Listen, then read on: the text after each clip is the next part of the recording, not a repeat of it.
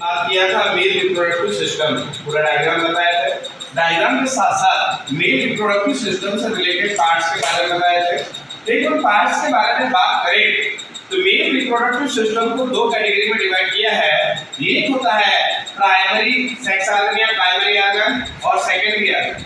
Primary organ में basically जिसको include किया गया है वो है testis and other parts other than testis, जो भी पार्ट्स होते हैं उन सब पार्ट्स को सेकेंडरी ऑर्गन में इंक्लूड किया गया है। तो यहाँ टेस्टिस के बारे में बात करें तो देखिए मेल रिप्रोडक्टिव सिस्टम का फर्स्ट ऑर्गन टेस्टिस, जिसके बारे में हमने क्या बात किया कि प्राइमरी सेक्स ऑर्गन क्या कहला रहा है, प्राइमरी सेक्स ऑर्गन कहला रहा है situated outside of the abdominal cavity. ये हम लोगों के एब्डोमिनल कैविटी है और टेस्टिस एब्डोमिनल कैविटी के इनसाइड में नहीं होते हैं, एब्डोमिनल कैविटी के आउटसाइड में एक पाउच में होते हैं और उसी पाउच को हम लोग क्या कहते हैं, स्क्रोटम। ये जो पाउच है जिसमें टेस्टिस एब्डोमिनल कैविटी के आउटसाइड में पाया जा रहा है, करता क्या है कि टेम्परेचर को मेंटेन करने का काम करता है। हम लोगों के बॉडी का जो इंटरनल टेम्परेचर होता है वो होता है 37 डिग्री सेल्सियस। अगर टेस्टिस बॉडी के इनसाइड में होता है तो 37 डिग्री सेल्सियस टेम्परेचर पर टेस्टिस में स्पर्मेटोजेनेसिस की प्रोसेसिंग नहीं होती। टेस्टिस में स्पर्मेटोजेनेसिस की प्रोसेसिंग के लिए इंटरनल बॉडी टेम्परेचर जितना होता है उससे टेम्परेचर कितना कम होना चाहिए, 2.5 डिग्री सेल्सियस कम होना चाहिए। तो लिखा है कि scrotum help maintaining low temperature of testis 2.5 degree Celsius lower than normal body temperature. तो नॉर्मल बॉडी टेम्परेचर से कितना कम होना चाहिए, इतना कम होना चाहिए, और इतना कम कहाँ होता है, स्क्रोटम में होता है, और इसलिए टेस्टिस एब्डोमिनल कैविटी के आउटसाइड में या बॉडी के आउटसाइड में होते हैं।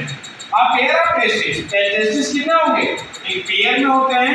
जैसे हमने बोला ये पेनिस और पेनिस के एक साइड में हमने क्या बताया था, ये स्क्रोटम और यहाँ पर एक टेस्टिस लास्ट कल के लेक्चर में, और ये स्क्रोटम और यहाँ पर एक टेस्टिस, मतलब दो टेस्टिस।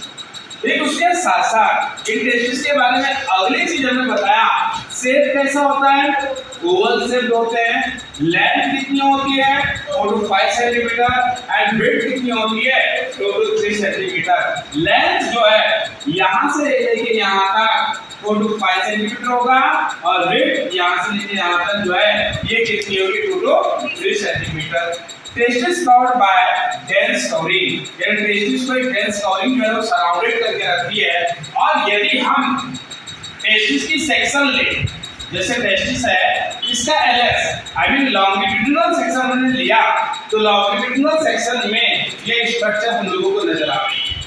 अब इस स्ट्रक्चर में देखें तो सबसे पहले ये जो तीन स्ट्रक्चर है ये आपकी प्रोटेक्टिव कवरिंग, लास्ट लेक्चर में मैंने बताया था। फिर पूरा क्या इसका फ्लोचार्ट, तो प्रोटेक्टिव कवरिंग। अब प्रोटेक्टिव कवरिंग में क्या है, ये हो गया ट्यूनिका वेजिनलिस, ट्यूनिका एल्बिजिनिया और ट्यूनिका वेस्कुलोसा। प्रोटेक्टिव कवरिंग के बाद आगे पहुंचे तो जैसे लिखा है कि each testis has about 250 compartments called testicular lobule. तो जब हमने सेक्शन लिया तो सेक्शन लेने पर ये कंपार्टमेंट नजर आए, जैसे लिखा है 1 2 3 4 5 6। तो ऐसे जो कंपार्टमेंट है इन कंपार्टमेंट को टेस्टिकुलर लोब्यूल्स कहा, जिनकी नंबर लगभग कितनी होती है 250 तक होती है। और एक जो टेस्टिकुलर लोब्यूल होता है इसमें कॉइल स्ट्रक्चर होती है, इस कॉइल स्ट्रक्चर को कहते हैं सेमिनिफेरस ट्यूब्यूल, और एक लोब्यूल में इनकी नंबर होती है कितनी 1 to 3, यानी 1 से लेकर 3 तक होती है। फिर आ गया seminiferous tubules line on its inside by 2 types of cell. अगर सेमिनिफेरस ट्यूब्यूल्स के बारे में बात करें तो इसमें क्या पाई जाएगी, मेल जर्म सेल और सर्कोली सेल। अब देखिए ये जो सेमिनिफेरस ट्यूब्यूल आपको नजर आ रही है, ग्रीन वाली नजर आ रही है, ये ग्रीन वाली सेलुलर सेमिनिफेरस ट्यूब्यूल्स का हमने सेक्शन लिया, ये ऐसा, ठीक है। जब इसका सेक्शन लिया तो आपको क्या स्ट्रक्चर नजर आई, ये टेस्टिस की पीएस की तो क्या नजर आई है, आ रही है, और ये वाला जो स्ट्रक्चर है कौन सा है, ये नजर आ रहा है। तो इस सेमिनिफेरस ट्यूब्यूल्स में क्या पाई गई? पहली मेल जर्म सेल और दूसरे सर्टोली सेल। तो मेल जर्म सेल कौन सी कहलाएगी? ये जो दिख रही है ये लेयर, ये जर्मिनल एपिथेलियम जिसको कहा, ये क्या है? Male germ cell. और दूसरा ये जो दिख रहा है ये क्या कहलाती है? Sertoli cell. जो मेल जर्म सेल है ये मियोसिस एंड माइटोसिस डिवीजन की प्रोसेसिंग के थ्रू किसका प्रोडक्शन करेगी? स्पर्म का प्रोडक्शन करेगी, जिसको स्पर्मेटोजोआ भी कहा गया है। और ये जो सर्टोली सेल्स है यानी ये वाली, ये लेबलिंग में आप देख रहे हैं, ये दिया हुआ है सर्टोली सेल, ये यहाँ पर जो स्पर्म रहेंगे इनको नरिशमेंट प्रोवाइड करवाने के लिए रिस्पॉन्सिबल होती है। Region outside the seminiferous tubules called interstitial space. ये सेमिनिफेरस ट्यूब्यूल, एक ये दूसरी, ये तीसरी, ये चौथी और ये पांचवी, और इनके बीच का स्पेस, ये जो ब्लू कलर के डॉट डॉट हमने यहाँ किया हुआ है, ये क्या कहलाता है? ये कहलाता है इंटरस्टिशियल स्पेस कहलाता है। एक और इस इंटरस्टिशियल स्पेस में क्या पाई जा रही है? ठीक, स्मॉल ब्लड वेसल्स ये हो गई, और दूसरे लीडिंग सेल्स। तो आप देख रहे हैं कि रेड कलर की क्या हो गई? ब्लड वेसल्स, और ये जो ग्रीन कलर की इसको क्या कहा गया? लीडिंग सेल्स कहा गया। और लीडिंग सेल्स क्या कहलाती है? या मेल सेक्स हार्मोन एंड्रोजन के प्रोडक्शन के लिए रिस्पांसिबल होती है। तो ये लीडिंग सेल्स।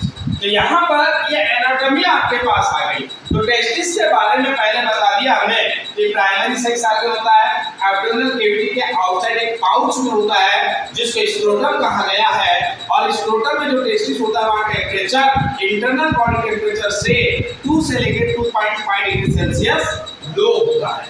और वही स्पर्म के प्रोडक्शन के लिए फेवरेबल टेम्परेचर होता है। ठीक, उसके साथ साथ ओवल जो टेस्टिस हैं पेयर में होते हैं, ओवल सेट होते हैं, लेंथ 4 to 5 सेंटीमीटर होती है, वेट 2 to 3 सेंटीमीटर होती है।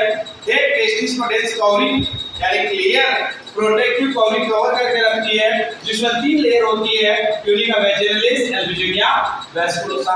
अंदर में आपको क्या मिल गया? टेस्टिकुलर लोब्यूल जिनकी नंबर 50 तक होती है। इसकी इनसाइड में सेमिनिफेरस ट्यूब्यूल्स हो गया, और सेमिनिफेरस ट्यूब्यूल्स की जब सेक्शन लिया, टेस्टिस की जब टीएस लिया तो ये नजर आया, इसमें सेमिनिफेरस ट्यूब्यूल्स नजर आई। सेमिनिफेरस ट्यूब्यूल्स में जर्म सेल्स और सर्टोली सेल्स नजर आई। देख है ना, तो मेल जर्म सेल जो है ये स्पर्म का फॉर्मेशन कर रही है, और सर्टोली सेल यहाँ डेवलप हो रहा है, स्पर्म को नरिशमेंट प्रोवाइड कर रही है।